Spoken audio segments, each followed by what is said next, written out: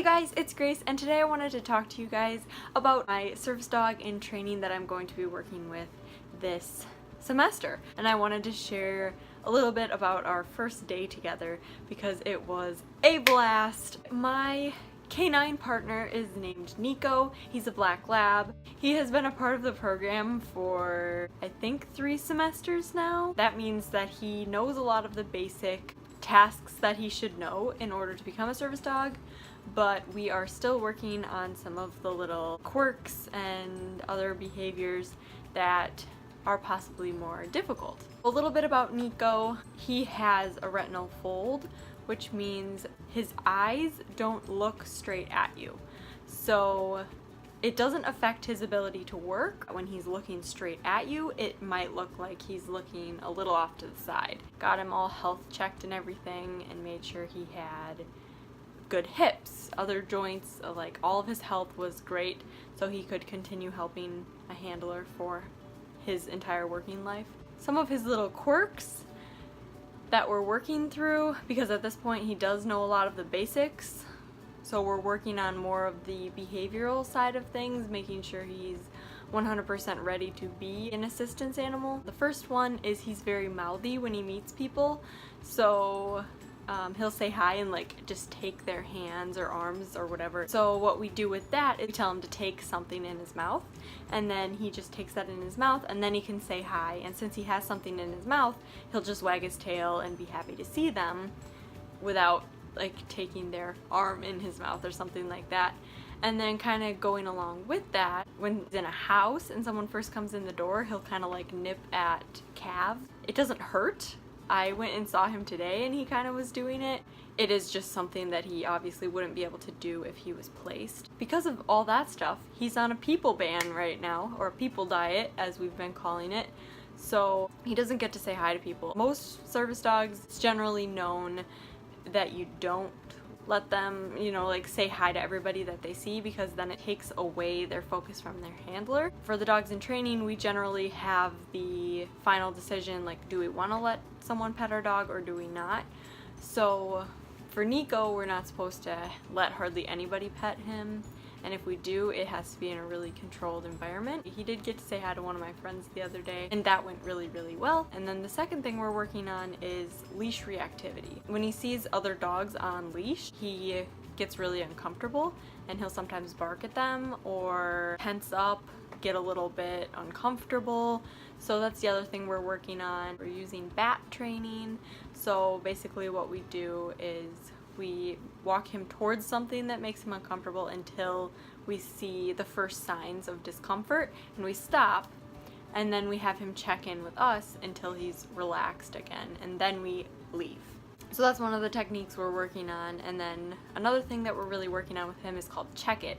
So if he sees another dog or anything that makes him uncomfortable, we say check it, and he's supposed to look at the thing that makes him uncomfortable and then look right back at us, and we reward that. Those are just a couple of the little quirks that we're working on that he needs to work through before he can be placed, but his placement's probably going to be coming up here pretty soon, maybe at the end of this semester or the end of spring semester, depending on how quickly he can work through this stuff. And of course we're not rushing him through any of it because we don't focus on placing the dog, we focus on what's truly best for the dog. So we don't want to place him before he's ready, and we also want to place him in a situation or a place that would work well with him.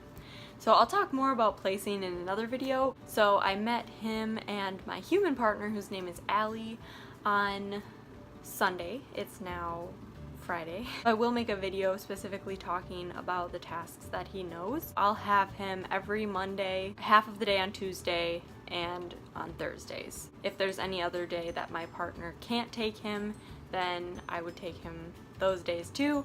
And then I'll probably have him most Saturdays. We'll go on public outings and stuff. I am back at school now. This is my dorm. Over the summer I was uploading a video twice a week, or trying to, but now I'll be going back to once a week. Last year I was not very good about uploading regularly, but this year I actually have an animal that I'll be working with regularly on campus. A lot of my videos will be service dog related for the next couple months, and then I'll be back home for J-term. I do have other videos planned with Wally and my pets at home, but of course I have to be at home to film them. I just had my first 3 days of class. They went really great. I had Nico for 1 day. I had him yesterday on Thursday. I had 2 classes. My first class was an hour long. I picked him up quite a ways before. We went to lunch together. The only 2 places on campus Nico isn't allowed. We have like the main buffet cafeteria, that's where he's not allowed, but the other food places on campus he is allowed.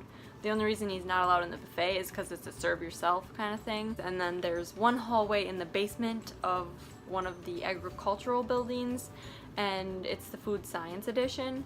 So that's where they process all of the food, like dairy, the meats, like all of that stuff is processed down there, so we're not allowed down there together for just food safety reasons. And the dorms, that's the other place. Per university requirements. Obviously, if someone had a service dog on campus, they would be allowed in the dorms, but the service dogs in training in the program aren't allowed there currently. But they're allowed anywhere else. He kind of has this funny little Chewbacca noise that he makes when he's laying there, so he'll like stretch and just go,